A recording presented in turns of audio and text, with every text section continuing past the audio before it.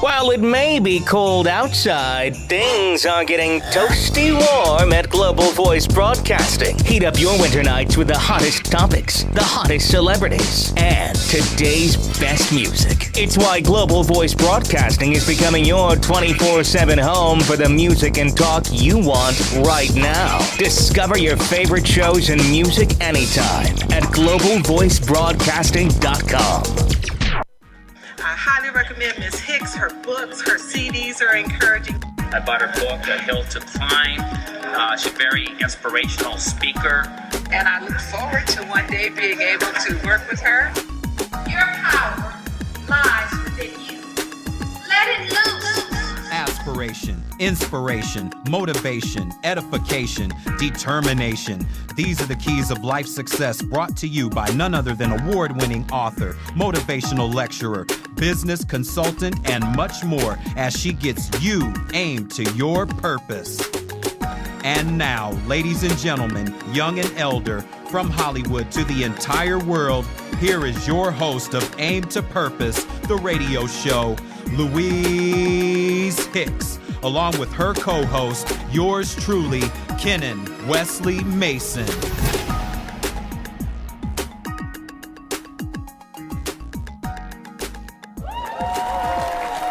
Hello, world. How is everybody today? And welcome again to our show today, Aim to Purpose, the radio show. Again, I am your host, Louise Hicks. And I am your co-host, Kenan Mason. And I want to say, as always, good morning, good afternoon, and good evening to everyone listening and watching Aim to Purpose, the radio show, where we bring you the best in internet radio.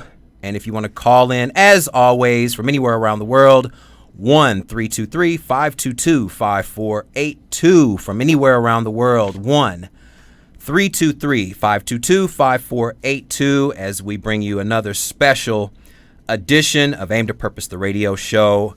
As our special guest will be Kimber Smith as we continue our journey through Black History Month.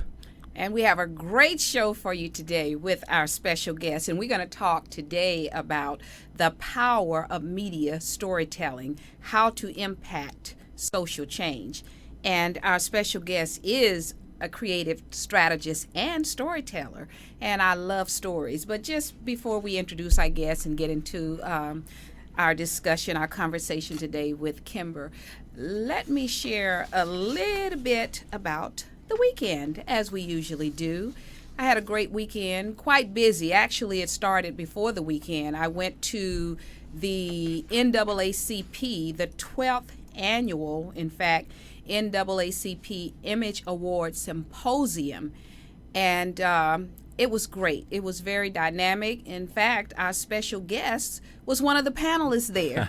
And she was dynamic. And we might touch a little bit on what she talked about as we get into the program today.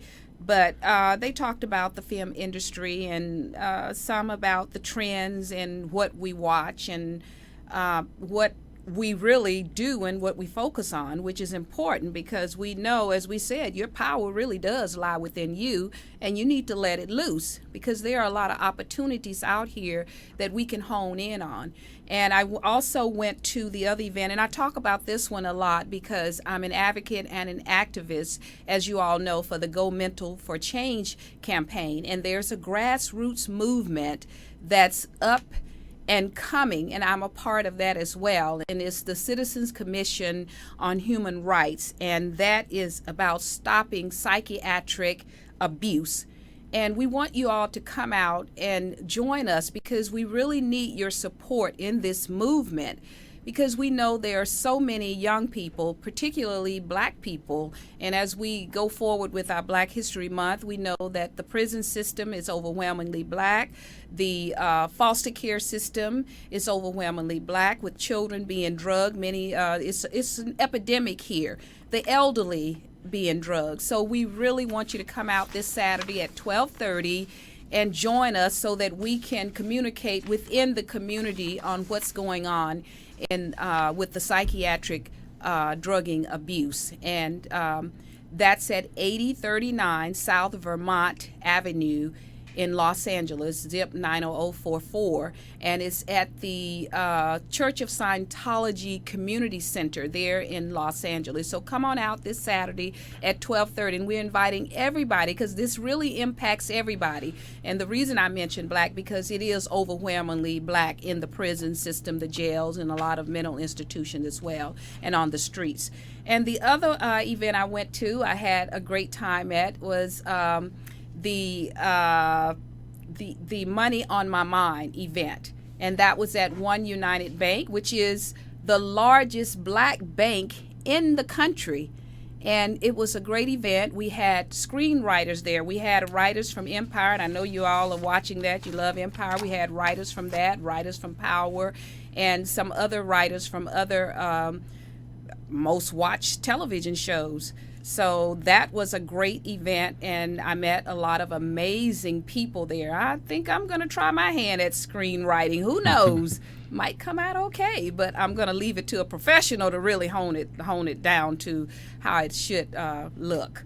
So with that being said, Ken probably want to share something about the game. We know we had this 50th. Yeah, it was the 50th anniversary of the Super Bowl, which is, here in America, it's football is considered Americana. So it's one of the few times that I actually got to sit down and enjoy a sporting event with some close friends of mine, and we had a great time. You know, food, drinks, fun, entertainment, and we all had a good time. We had a great time, actually, with the family, my daughter running around everywhere, and Yes. you know, so it was really fun, and it's good for me to be able to spend that kind of time with people that I've known since high school and 20 plus years. So it was really good to spend time with them, and now we're here. It really was. It was a fun time. I was there, and my grandbaby running. She's a year and a half now, just doing her thing.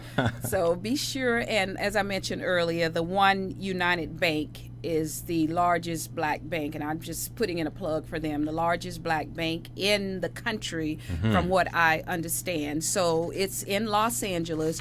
Go out and support the bank, the One United Bank, and it's on Crenshaw Boulevard and 38th, I believe. But anyhow, you can look it up. Yeah, you can easily Google look it up. And look it up. So with that being said, what we're going to do is take a break, and we're going to come back, and we're going to talk with our special guest. And our topic, as we mentioned earlier, is the power of media and storytelling, how to impact social change. Yes, Kimber Smith is our special guest today. It's Aim to Purpose, the radio show. Don't you go nowhere.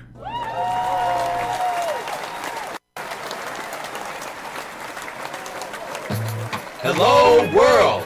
It's a new year, which means new and live editions of Aim to Purpose, the radio show. We'll be sharing new ideas with new guests from around the world, revealing new truths with every new topic presented to you, the A2P universe.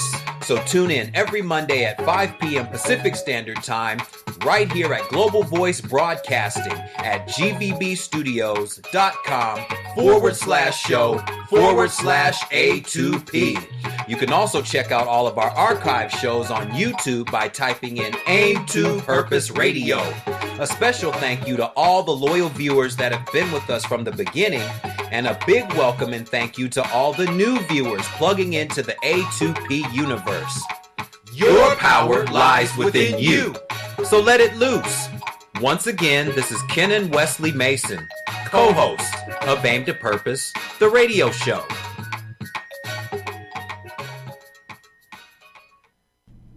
Hello, world. Once again, we're back. Your host of Aim to Purpose, the radio show, Louise Hicks, along with my son and co-host, Ken and Wesley Mason. And now we're going to just jump right into the program so we can introduce our special guest. Yes, Kimber Smith is a creative professional and storyteller who leads high-impact media projects that promote social good. She believes in the power the arts and images have to stimulate social and economic progress. So she fosters change through storytelling. She works with top entertainment and social cause organizations to produce creative projects, develop strategic relationships, craft messaging, and cultivate audiences while serving public interest. Kimber recently served as senior project manager at Entertainment Industry Foundation on the Emmy-nominated PBS documentary series Ken Burns Presents Cancer, the Empire of All Maladies. As director of Grassroots Marketing and Community Engagement for the award-winning film Foxx Presents Thunder Soul, she helped raise the film's profile while using the powerful story as an advocacy tool for arts education and youth mentorship initiatives nationwide. Kimber has over a dozen years' experience in film media development, production, and marketing with companies such as DreamWorks, SKG, Steve Tisch Company, and New Deal Entertainment. She holds a BA in International Relations from Tufts University and a Master's of Public Policy with a concentration in arts and media policy from USC. So, ladies and gentlemen, let's give a warm, aimed at purpose welcome to our special guest, Kimber Smith. Hello, Kimber. How are you? Hello, I'm good. Thank you. And thank you for coming into the studio today to have this great conversation about the power of media and storytelling, how to impact social change. I love storytelling because I love to tell stories too. So we're going to jump right into it. And what an illustrious bio we just shared, but we want to know a little bit more about you. And I see and heard that you are a native Californian. We don't have too many native Californians on the show. So share a little bit about that. You're growing up in Southern California. Indeed. Was it Southern California? Yes. Okay. In fact, South Central, Compton. Okay. Real local. Real local. First, I want to say thank you so much for having me. This is such a wonderful platform and brand that you've built, and it's an honor to be here with you. Thank you. Thank you. So yeah, I was born and raised in South Central LA. Folks lived in Compton when I was born. Moved near USC. Spent a lot of my childhood there, and then moved back to Compton. Finally finished high school in Pasadena. So I'm real local, y'all. Wow. Yes, you are. I saw a picture. I think I saw a picture of you with was it Anthony Anderson? I think he's also from Compton as well, if I'm not mistaken. I honestly don't know, but okay. I was fortunate enough to run into him at the NAACP Image Awards. There you go. Perfect. Oh, yeah. Just a photo op. The photo op. I got you. I love those photo ops. But I do a lot of them, too. I was definitely feeling kind of Blackish with right. No, that's right. Right. with Anthony Anderson. Great. No, that's right. So that's great. And your parents, you had a mother teacher. I love teachers. Tell us a little bit how that's growing up with a teacher and a poet too. I love poetry. Yeah, absolutely. I grew up in a family with a real tradition of dedication to education and service. My mother is a quite remarkable woman, Charlotte Smith, and she raised 2 kids on her own in South Central and somehow managed to get a bachelor's degree. Taking the bus 40 miles each way, and this is before we had the metro. This is when it was. Remember when it was RTD? RTD. Oh yeah, I used to ride the RTD. Yeah, and that's when, and we called it rough, tough, and dangerous. Right? Oh my goodness, RTD. Yes. Okay. Yeah, so my mother took the rough, tough, and dangerous 40 miles to school, got a bachelor's degree, raising 2 kids on her own, and became a quite significant advocate and artist in the community. She founded a group called People of Ethnic Togetherness, and so I grew up with people, singers, writers, dancers, musicians, actors, jamming in my living room, and then going out into the community to perform as an act of social justice, to raise money for different causes and issues. So So it's in your blood. How can you lose? Yeah, it's sort of born into That's a it. great story, and especially coming from you, as you said, your mother did this and went to school and got her bachelor's. A single parent, I'm hearing, right? Absolutely, yeah. And I can certainly identify with that, being a single parent myself and raising my children for the most part many years on my own, remarrying and so forth. So I can identify with that. I don't know how y'all did it. It wasn't easy, believe me. It's not easy. And my son, who is the oldest here, was a big help in that. But it's not easy. It's not an easy job. And I take my hat off to any single parent that goes that extra mile and do what your mother did and teach you guys to do what you're doing. I mean, that's great. I take my hat off to her. And I notice you, I like this, you have international connections, relations in international. You got your master's. And how did you become a storyteller, and how did you get into media? Well, I went to college at Tufts University to study international relations. I wanted to be a diplomat. The more that I learned about the Foreign Service, I figured that wasn't actually the sector that was right for me, but I wanted to do that same work of connecting people, building social and economic development through the arts, media, and entertainment. And so a significant part of that shift was actually studying for a year at the Sorbonne University in Paris. Wow. And really, we can talk about this a bit, coming to understand the role the images and stories and arts were influencing what people knew about us and thought about us. And so I went to do my master's in public policy and built a unique concentration in arts, entertainment, and media policy to try to figure out how we could broaden the spectrum of stories that were being told. That's good. Now, you were in Paris, you said? Yeah. And what did they think about us? I'm curious on that one. And what did you tell them? Well, it was funny. First of all, they're seeing a lot of us everywhere. Right. In the world. And, the ideas that they have are generally those I see in the media. Some of the earlier ones, Josephine Baker. And I had to say, love her, but I'm not Josephine either. Right. And not too long before that, Boys in the Hood had come out, and so like, Boys in the Hood, Boys in the Hood, you're from Compton, straight out of Compton, straight out of Compton, So it was cool, the Boys in the Hood was an interesting film, because that was the first time that I really seen a film that I felt like I could relate to, that told the story that I knew. Like, Doughboy was so my brother. Wow. So I appreciated that. So that was actually a great example of some of the images that were getting out there. But there were others, like, a lot of rap videos, Round the Way Girl, and athletes. So people always sort of assumed that I was either on an athletic scholarship or a gangster or an Around the Way Girl or something. None of which represented, in fact, who I am. Wow. Right. But they have that, I guess you would call it, stereotyped image. Is that what you're saying of us? Sure. And who we are, that we are basically athletes or in the music field, and that didn't fit who you are. Right. So and you did straighten that out, right? I hope so. I tried, but I'm still trying. Oh yeah. Well, I think we are all on that journey, Kimber. I won't say trying, but I think we're doing it. Because we really are making a difference in the world, particularly with media.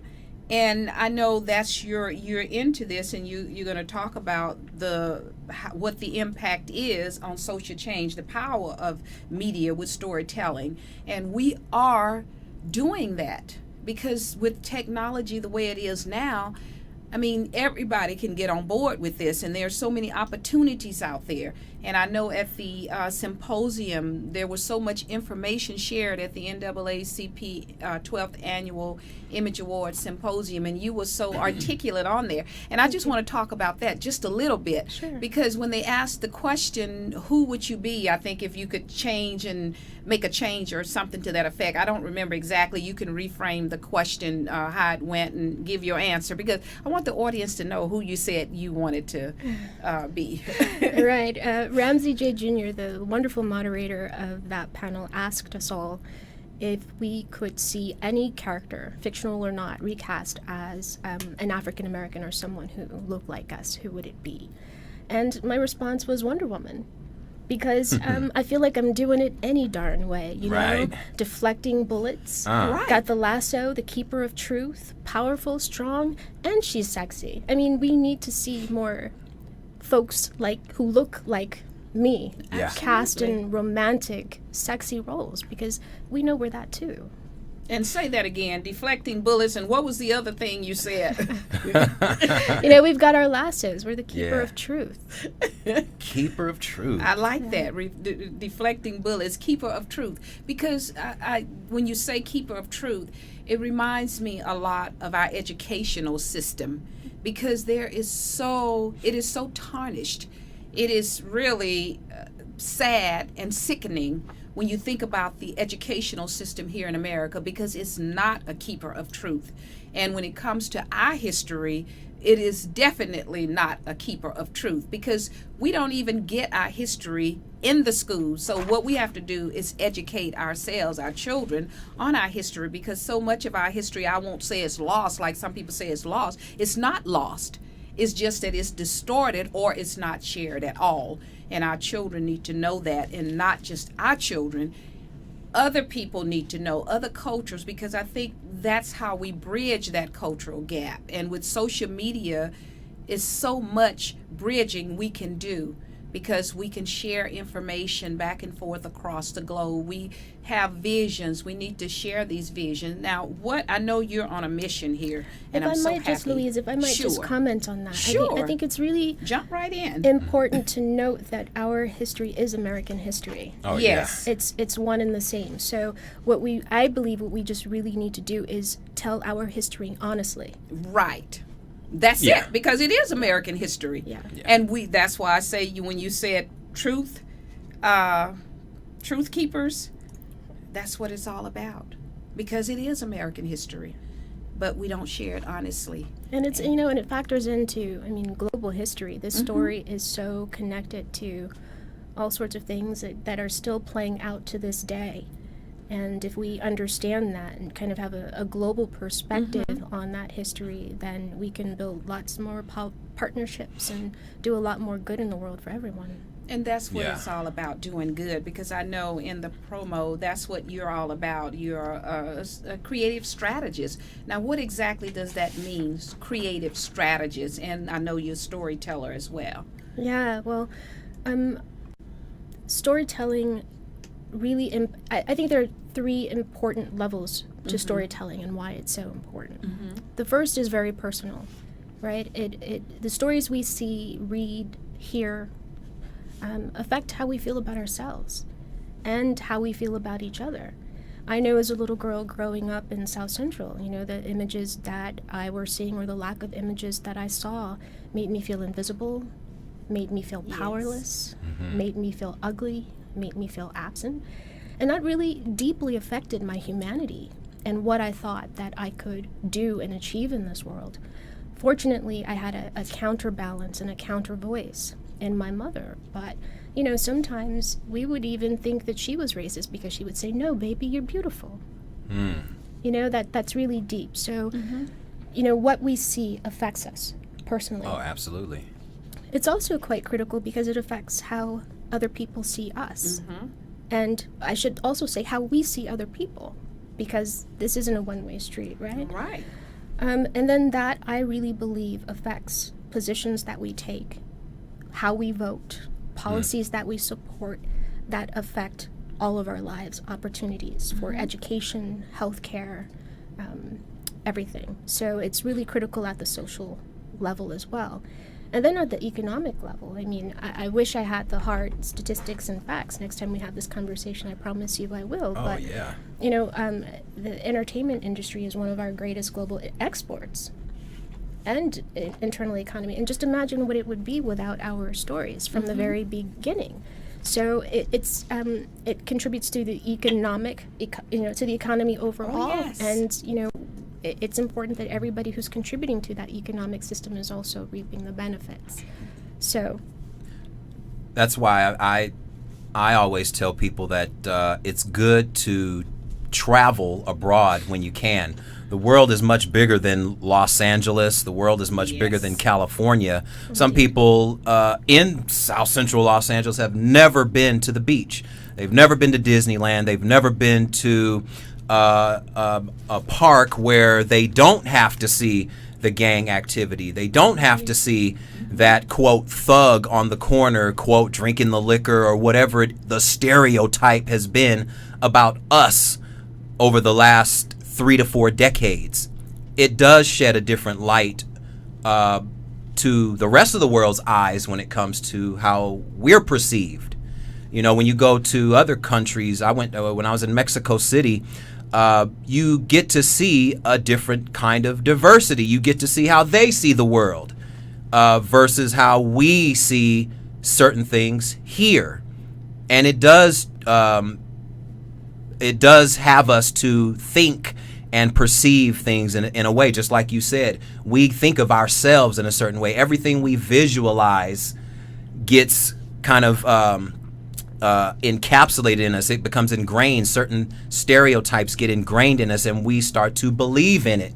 And like my mom always says a lot of times about the things we see on social media lately, all of the nonsense that we tend to see on social media, it's clearly nothing positive, something that we can take and make it useful for us. So I mean, it's about what we want to gravitate towards, things that make us feel good, and the arts. That's why I love the arts personally. I'm a music person, you know. I make the music for the show and things like that. So I'm into that stuff. It's about coming together as one with the things that you love the most. Indeed. You know. And Ken, if I could speak to something you said about folks in the community who are exposed to limited experiences. Right. And I think this is another reason why it's so important that we tell our stories, because anyone who's actually from these communities know, yes, you have to contend with the knuckleheads, right? Yeah. Yes. But you also know that the community is first and foremost made up of hardworking, Oh yeah. you know, loving, concerned people. Right. And so those stories need to be told as well. I mean, Compton and South Central, it's not just about the boys in the hood, you know? Right. But and the knuckleheads, as you and say. the knuckleheads. Although, in all fairness, love to John Singleton. I had the great honor of working with him. The reason I love that story is because you see the complexity of the dynamics around that issue, and that's why John, make some more movies, brother. Yeah, because I really Absolutely. like that movie, Boys in the Hood. I like the movie. It's very impactful. It was very impactful and empowering because it had a storyline and it had a dynamic storyline, and I like that. And you said, Kimber, what you said was so powerful about that counterbalance and the voice, because we do need that, and we have it's so much nurturing in the Black community, but it has gotten somewhat off balance from my perspective, being that I grew up in where it was more nurturing to the extent of a village of people, of parents. It wasn't just your biological parent that would direct you and guide you and give you that nurturing and guidance. And it seems like we have gotten away from those traditions, and I think that is rooted somewhat in our African roots of how we were a village of people back in the day. Because I mean, I say this a lot on the show, I'm gonna be 65 next month, and I remember these things when we could leave home, leave our doors open, not just unlocked, but just wide open. And there was such a nurturing, loving community there until we never worried about anybody coming in, stealing something from us and so forth, our own people. So we've gotten kind of off base there. But I mean, still, there's so many loving and nurturing people in our communities, and those stories need to be shared and told instead of when you see mainstream media. Speak a little bit to that, how we see us in those stereotypical, particularly when you see the news. Well, growing up at the time I did in South Central Los Angeles, particularly actually in my early adolescence in Compton, the media was dominated by Reaganomics and ideas about the welfare queens. Yes, I remember. And poor single black teenagers having babies out of wedlock and all of this stuff. And that was, most of what I was getting. And to the extent, like I said, it affected how I felt about myself. Right. Fortunately, my attitude was about that's not me, that's not going to be me, I'll show you. But it affected how other people thought about me. One of my own aunts told me, you're going to be pregnant and on welfare by the time you're 15. See?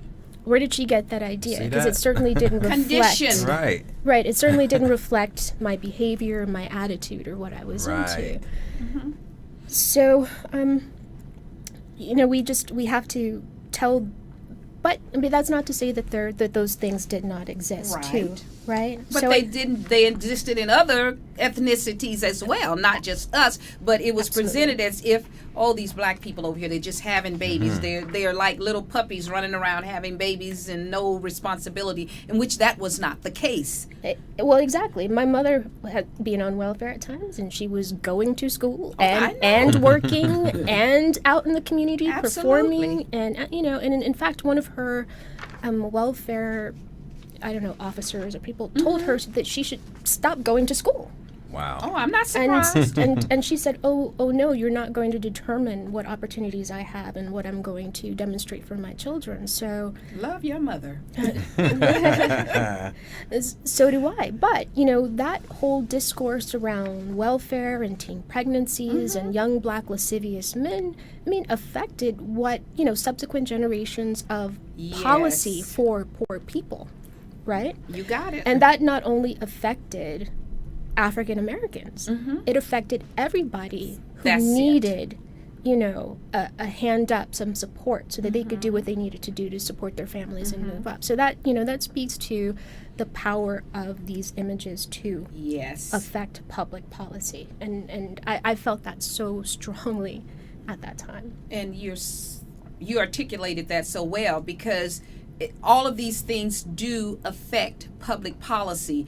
And that's what's so destructive, for lack of a better word, about what's going on now, because we have been so conditioned in our society with these negative images, and it gives such a distorted view of us, particularly when those things are not universal to us only. And what an impact it has had upon some other people, other cultures thinking these things. Like when you went to Paris and the things you heard. Like my ex-husband used to tell me some of the things he used to have to cope with in the military. And we're talking 50s and 60s and 70s, because people thought we had tails at one time.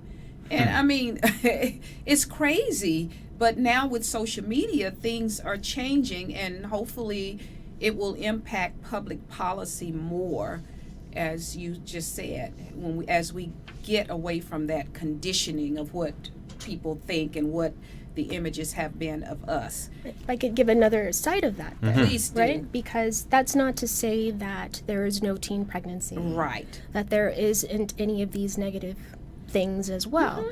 I think what's important is that we explore and are able to see the full range of humanity. Right. Right? So that's the Yes. good, Right. the bad, and the ugly. Yeah. Yes. And, and sometimes it really depends on who's telling the story for that, right? Another example, I just recently binged on 2 seasons of Being Mary Jane. Okay. Pound Being Mary Jane, y'all. Holler if you hear me. Yeah.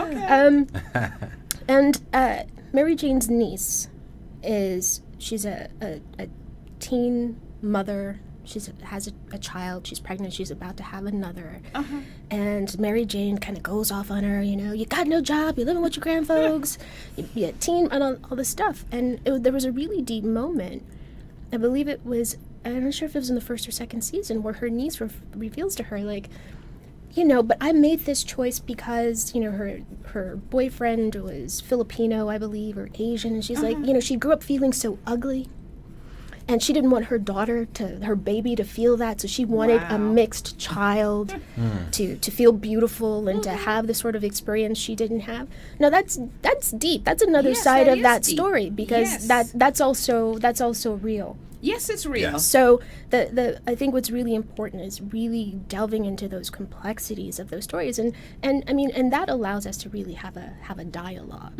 She says, "Auntie, you don't think I'm beautiful?" A candid dialogue too, because that's what we need. Yeah. It's so many people tend to bury their head in the sand now, and we don't have these dialogues that we should have. And I'm so glad you said that, because that is the flip side of the coin, and we need to explore all issues, and we need to stop burying our head into the sand so that we can connect, because it's part of humanity. It is, and I have a question.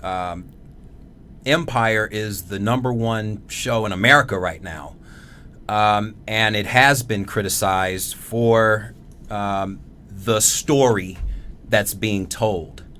Some scholars, black scholars, have criticized it for giving the negative stereotype. Here's the rapper, he's involved in this and that, the drug dealing, this and that and the other, versus praising that it is being shown, and that you have a bunch of black actors and actresses that are working to tell those stories. What is your take on that whole aspect? Should we be criticizing shows like Empire for the story, or should we be praising shows like Empire because of the people that are working in the story? I think, like life, it's complex, right? I don't think it's sort of a binary choice, one or the other. First, I think we need to be critical consumers of media. Right? So that's important. Go back to my mother, Charlotte Smith. Every time she would take us to a movie when we were children, walking to the movie theater, she'd say, you know, this filmmaker is trying to tell you a story. Right. What do you think he or she's trying to say? What's the meaning behind this? How are they conveying that meaning? Do you agree? Are you convinced? Do you believe it? So we need to be having those conversations constantly with ourselves. So I think it's a legitimate question, right? Are these the stories we want told? Right. And I think there is a place for stories like Empire. I love Taraji. I love those guys. They're doing a brilliant job with that show, and clearly people are resonating with that story.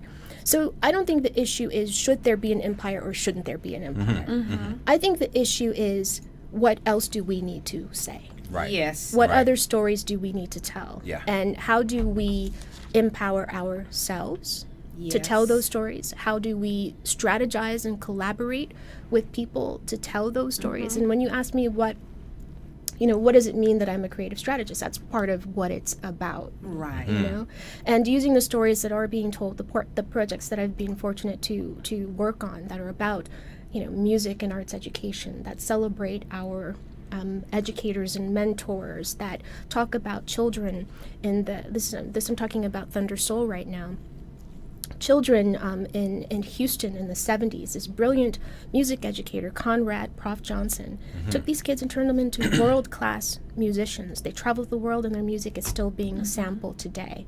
Wow. Mark Landsman told this beautiful story as a documentary, right? And we used it to really raise the profile of the film while saying, hey, y'all, it's important that we honor and recognize our educators, that we support music and arts education. It's important to our community. So it's important that we do that stuff. That's the other part of the strategy. How do we take these stories and then do something good with them? But I think sometimes we forget that it first and foremost starts with a good story. Yes, it does. Well told. And I like what you said about critical consumers, because that's what understanding is all about. Critical thinking and critical discussions like what we're having. We must discuss and talk about these things and become critical consumers. Now, you mentioned that, what is it called? Thunder Soul. Thunder Soul. Executive produced by Jamie Foxx and Jamie Rucker King. Is that on where you could tell the viewers how to go and watch it? Is it on? Yeah, that's on Netflix, streaming for sure. It's at thundersoulmovie.com. You could go check out the trailer and what it's about. Kashmir Reunion Stage Band. You'll see these kids got back together years later and honored their educator. They're back together. They're performing. So, Thunder Soul movie.com. Movie.com. By all means, I'm going to check it out too. Or you can Beautiful check it out on story. Netflix. Netflix, okay. Beautiful story, beautifully told. Yeah, and it sounds like it's very, very beautiful story. And I know you're on a mission. And your mission, you what is the primary areas of concern for this mission that you're on? And share us a little bit about your mission, and then we're going to go to a break and come back and ask you some more questions. Well, first of all, I believe it's really important that we build alliances across cultures, and within ourselves. I think sometimes we are afraid, and I'm talking to y'all now. Come on, Right, come talk, on. girl. Yes. We really need to work together. We need to recognize our power to tell our stories and to get them out there. So that is a part of my mission too, is to say that and encourage and inspire that. Part of my mission is to use the tools of storytelling to highlight issues like music and arts education. Very big on education, healthcare. I really appreciate A Hill to Climb. I look forward to reading that because mental health care is a big issue that needs much more addressing. And this is what she's talking about right here. Oh, let me get it here. A Hill to Climb. Yours truly, Louise Hicks. And this is a true story, powerful story, because mental health is really running rampant right now. And I mean, what better timing? A teenager's battle with cancer, depression, and drug addiction. And I just shared that with Kimber. Yeah, thank you for telling that story. And another part of my strategic mission is to figure out ways to work with folks so that we can come together and get more stories told. And I want to work with black folks, white folks, gray folks, blue folks, and All folks. All folks. and I'm really looking to collaborate. So if you've got stories to tell, you've got, you do music, you write, you direct, hit me up at Blacksmith Creative Strategy. Let's strategize about how to get these stories told and out there. I'm really serious about that. And you can tell she is great at what she does. I heard her at the panel, the 12th annual NAACP Image Awards, and she was one of the panelists, and very powerful and empowering panelist, Miss Wonder Woman, Black Wonder Woman. And with that being said, we're going to take a break, and then we're going to come back and we're going to talk some about empowerment. We've already touched on it, but we want to talk some more about empowerment. Yes, Kimber Smith is our special guest. The power of media and storytelling. Stay right there.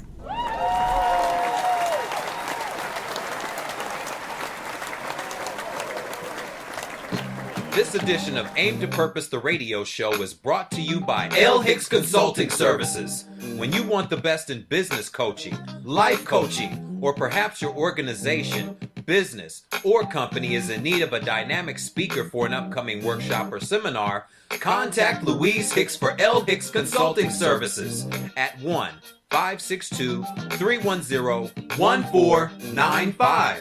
From anywhere around the world, that's 1-562-310-1495. For more information about Louise Hicks and her consulting services, visit her website at www.louisehicks.biz. Again, that's www.louisehicks.biz. Or call 1-562-310-1495.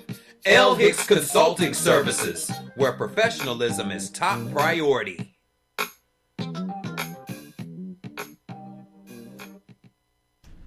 Okay, we're back, and we're having a great conversation here with our special guest, Miss Kimber Smith, creative strategist and storyteller. And the topic, as we've mentioned a few times, the power of media and storytelling, how to impact social change. And I know we want to talk a little bit more about empowerment. We did talk about it, how you tell your story, the personal you, the social aspects, and the economic aspects. And I know we have a lot of confusion going on right now in America. I mean, it's just chaotic here, and that doesn't mean that there's not a lot of good going on, because there is a lot of good going on as well. But to deal with some of these economic things, we hear a lot, well, there aren't any opportunities for blacks, and that's all of this uproar about the upcoming Oscars, and Jada Pinkett Smith and Will said they're not going to go. And I want to get your take on that. What do you think about the Oscars and what's going on with this controversial issue with not any blacks being nominated? And I know there are stories out there and opportunities. Well, I'm glad that this conversation is being had. But it's a complicated issue too. First of all, people tend to make stories in their own image, and they tend to recognize stories that they to appreciate stories that they recognize themselves in. So the fact that the Oscars aren't profiling any African American talent in front of the camera this year doesn't mean that those worthy stories aren't out there. Right. Absolutely. Right. And that's why the Image Awards and some of these other venues are so important for recognizing that talent. But I think that Jada is right when she says that we need to build our own institutions. That's it. And That's it. That is it. So I think that we've had the conversation about the Oscars. We need to deal with that. But I think that what we really need to start talking about now is strategy for how to build those institutions, support institutions that exist, like the NAACP, Meeting of the minds, Hollywood Bureau. Yes. How to reach out to other groups who also have dynamic stories to tell that aren't perhaps being represented, Latinos, Asian, transgendered folks. I don't know. There's all kinds of stories that we need to tell. So we need to build bridges and partnerships across cultures and really change the conversation to what are we going to do now? Right. What can we do? What are we going to do now? And I'd like to have some of those conversations coming up in the near future. So again, hit me up at blacksmithcreativestrategy@gmail.com so we can figure some of that out. Yeah. Yes, because it's so important to connect, as you're saying. It's Kimber. It's a we thing, and you said that it's not I, because we don't live in this world alone, and we have to establish relationships and connect cross cultures, because we're all in this together, and we're going to either have to live together or we're going to perish together. And that's what we have to realize. There's too much chaos going on. There's too much hate going on in the world. And we need to bring awareness, social awareness, economic awareness, because there's so many people out here that aren't really in touch with reality. And we have to. I have this saying with my campaign, Aim to Purpose, because it's about, the AIM is an acronym for aspiration, inspiration, motivation, edification, and determination. And I have these elements of vision, hope, faith, knowledge, and action. And we don't have enough vision, the masses of us. And I'm not just saying that as the masses of black people, I'm saying that across the board, because I see a lot on social media. I read a lot on social media. There's a lot of nonsense, and I talk about that too, going on social media. So it's such an economic disparity. How, in your opinion, do we address that and get some of that where people can understand and be more influenced and more consciously aware of how we can bridge that gap too economically? And so economically, in what aspect are we going to drill into? In terms of poverty and the masses the masses are struggling every day. The middle class is dwindling. So how do we do that? Oh, that's a big question. Yes, it is. but we got a lot of chaos. First, I think we actually need to start talking more about poverty in our country, which is, I think, one that we've shied away from. And it's part of our culture where we have this sort of myth of self-determination and pull your, shoot yourself up by your bootstraps and all of this without recognizing what actually contributes to poverty, especially enduring, systematic, strategic poverty. And, there are some communities that are impacted by that proportionally more deeply than others. So we need to strategize. We need to think about how do we raise these issues to the level of importance so that they're dealt with. We need to be advocates. We need to educate ourselves about how to access the halls of power, the influencers, how to make noise in a positive way and not just say, I'm mad about this, but this is an issue that needs attending to. Here are some solutions. We need to have the conversation. We need to have solutions. We need to humanize those stories and know that, people who are living in poverty aren't just people who are lazy, shiftless, fill in the blanks. Right. But there are some systematic, economic, political, structural issues behind this. And if we truly want to advance in this country, we need to deal with those in real ways. So we need to get strategic. And we need to have more dialogue. I agree with you. Start talking and take some action. Not just, we've been talking for years. Right. And where has this talk gotten us? It's more poverty going on in this country, and this is we are the richest country, I guess, in the world, according to what they say, the most civilized, industrialized, richest country, I should say. Yet, I think we have more poverty in America probably than any of the civilized, industrialized countries. And why is that? Because we've been addressing all these things for years and years and years. And like what you said, we got to start bringing about solutions. And I think that those solutions can come with influence, like you said, raising consciousness, because that's a lot of it. People are not consciously aware. And I think we are bamboozled and blindsided a lot by propaganda in the mainstream media. And I know we talk about social change in the media. So how... So we need to start using those tools, telling those stories, and doing action. Yeah, we need to talk. Right. Yeah. But we don't. We need to strategize. We need to. So I think what's really important to note is that how we ask the question usually frames the solution. Right. Right. So we have to start asking the right questions. For instance, how many of you out there have asked, like, how can I make him love me? Right. Right. You might not like the answer to that. The better question might be, how do I own my power? How do I recognize myself as a beautiful, dynamic, creative, intelligent woman? Right. Right? So I think we need to start asking the right questions, not like, is Empire good or bad? Is Jada right or wrong? Right. Are the Oscars evil or not?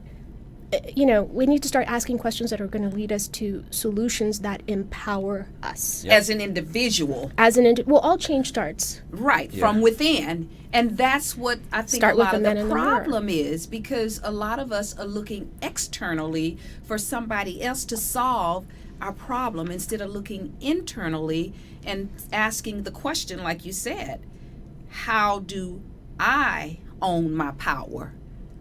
And that power lies within you, because I can speak personally from an individual standpoint, coming up as a black child, being raised in the South, single parent for years, and being on welfare as well. But I never let that define who I am, because I knew from a child of 12, maybe younger, but I knew at 12 that my power was within me. And I knew that in spite of the poverty and around me, my surroundings, that I was going to live a different life for myself. And that, what you said, is really true. How do I own my power? That's the question we have to ask, and start with me, the person in the mirror. Absolutely. And it's important to recognize, that goes for every human being everywhere in the world. But it's also important to recognize that because of our history and context, because of our historical context, we have some particular issues as African Americans that we need to deal with around that in particular, right? But Hollywood can't do that for us. Right. And therefore, collectively, it would be in our best interest to have that meeting of the minds and create our own distribution companies to put out our own movies about our own selves and about our own journeys. Tyler Perry's creating his own empire with his studio and doing projects that he conjures up, his ideas, put on paper, and then present it to the public. This is what we need to do collectively, as what Jada said, do it ourselves. We don't have to depend on the Oscars to give us our accolades. We can do ourselves. We have the Image Awards. We have the Essence Awards and all those things. How many black people that are complaining actually watch those awards? That's true. And how do you get the stories told and distributed? How do we do that? Well, they say, don't hate the player, hate the game. I say, don't hate the game. Be the best player. Right. And create a better game. Yes. That's it. And we have some very dynamic and remarkable examples of that. Ava DuVernay, for example, founder and creator of Array. This sister was a publicist in Hollywood for years, worked on some really high profile films. And I figured out I could do this. So she told her own story. She made her own movies and then was the first African-American woman to win Best Director at Sundance. But she didn't stop there with telling her own story. Right. She founded a collective, which was a firm, it's now called Array, that not only distributes her own films, but films from women and people of color all over the world. And they have a street team, a grassroots street team all over the country where they're getting out, pounding the pavement and shedding lights on these stories. So she's basically her own studio. And I encourage people to look her up, Ava DuVernay. Ava DuVernay. How do you spell Ava her last DuVernay, name? Do you know? DuVernay, I believe. You can't miss her. Okay, look her up. Look her up. Everybody. ArrayNow.com is that website. She's a great model of people who are doing it. And there's room for more. Franklin Leonard, who was also a panelist at the Image Awards Symposium, is another example of doing that. He was a very high-powered executive in the entertainment industry and some production companies, and wanted to figure out how to get more attention on certain kinds of scripts. So he founded the Blacklist, which is not necessarily about black people. Right. He talked about it there. I remember him. Absolutely. He's a trendsetter. And that's BLK, I think LST. Blacklist without any of the vowels. Right, without any of the vowels if you want to look it up. Right. So, he is now an arbiter of the best in screenwriting in the industry. See there? So we just have to own our power. We have to be Ava, be Franklin Leonard, be Nate Parker, and be Louise Ken. Kimber Smith. Oh, we were thinking the same thing. And when you do those things, you will get your accolades. You'll get your recognition. Whether it's through the Oscars or whether it's through the NAACP Image or the Essence Awards, Sundance, you name it, Cannes Film Festival. When you have something authentic and you can get it to whether it's the masses or independent, you will get it just grows from there. But you have to start someplace first. And again, it's about getting together with other people that have the same ideas that you do, so that you can put your not only your finances but your minds together and get these things done. Mastermind. And create a strategy. That strategy. And I'm looking to do that. And I'm looking for collaborators. Anybody, if you have stories to tell, I'm just going to say it again, you have stories to tell, you have funds to contribute, you have talents to, writers, music producers, arrangers, connect with me. Holler if you hear me at Kim Browski. Connect with me at Blacksmith Creative. Strategy.com. Let's strategize and actually do something together. That's the kind of a conversation I want to have. I want to get together, I want to talk, and I want to strategize about how to move forward. Just as a side note, real quick, before we wrap it up here, I've always had the dream, if you will, to do music for a soundtrack. You know, that's been one of my things that I've wanted to do. We can discuss that. I mean, if you have access to people that may need music for their projects. Again, it's about making connections. Absolutely. And there are people out there who need you. So let's figure it out. Or voiceover or whatever the case might be. There's always room for all of us. The pie is big enough for all of us to have a piece. It is. It really is. And quickly, Kimber, the Miss Dash, what's her name? Stacy Dash. Stacy Dash, quickly, who said we didn't need in the BET channel and so forth. What do you think about that? I think let's talk about somebody who's talking about doing something. There you go. Thank you. And keep it simple like that. Perfect response. I love it. I love it. So let's get some final thoughts from you and tell us again how to get in touch with you, Kim Broski. Be sure and spell it out, but give us a final thought. Sure. Well, I really want to praise you, Louise. You're doing exactly what we're talking about. You're building your own platform. You're building your own brand. You have something to say. You're saying it. You're doing it. You're creating a platform for other people to come and share their ideas, their gifts, and their talents, people of all cultures from around the world. So, shout out at Louise _ Hicks, right? Thank you. I appreciate that. Holler if you hear me at Kimbrowski Aim to Purpose radio program. That's a perfect example of what we're talking about. And so, my mission is finding ways and strategies to connect people to tell bigger, broader, more representative stories that entertain and enlighten and do some good in this world. If you share that mission with me, holler at me at Kimbrowski, at symbol Kimbrowski, KIMBROWSKI.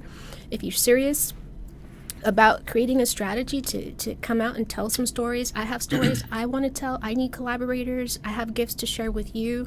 Hit me up at Blacksmith Creative Strategy at gmail.com. And I'm just going to put it out there right now. I don't do drama, I don't do attitude, and I don't do ego. Awesome. But really, people who have open hearts, open minds, and talent, let's strategize together. Absolutely. Yep. And we want to thank you, Kimber Smith, for being our guest here on Aim to Purpose, the radio show. You know what? I agree with you. We just need to get together collectively and make it happen. That's the only way it will happen. Complaining is not going to make it happen. No, it's not. Action, vision, action. And sometimes you got to make some noise too, but then do something. True. But do something. Don't just make noise and complain and do nothing. I agree. Action. So with that being said, we thank you again. Great conversation. And you can find us on YouTube at Aim to Purpose Radio. All of our shows are archived. We're on Twitter, LinkedIn, Instagram, Facebook. All of social media. Go Aim to my Purpose website, Radio. louisehicks.biz. You can find all of the social medias and so forth. And with that being said, always remember your power lies within you. Let it loose. Until next week.